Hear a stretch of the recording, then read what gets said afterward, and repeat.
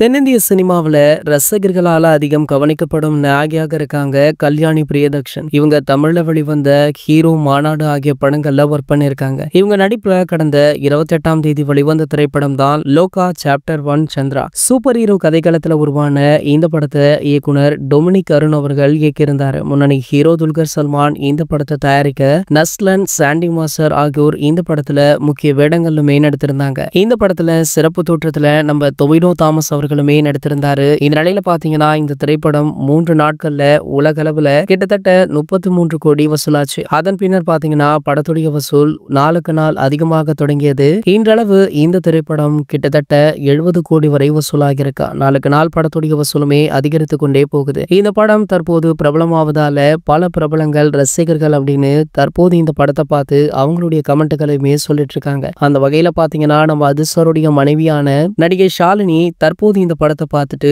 அவங்களுடைய கருத்தை social மீடியாக்கள்ல post பண்ணிருக்காங்க. இது போன்ற சினிமா செய்திகளை பற்றி நீங்க உடனே தெரிஞ்சுக்க நம்மளுடைய சேனலை மறக்காம சப்ஸ்கிரைப் பண்ணிக்கோங்க.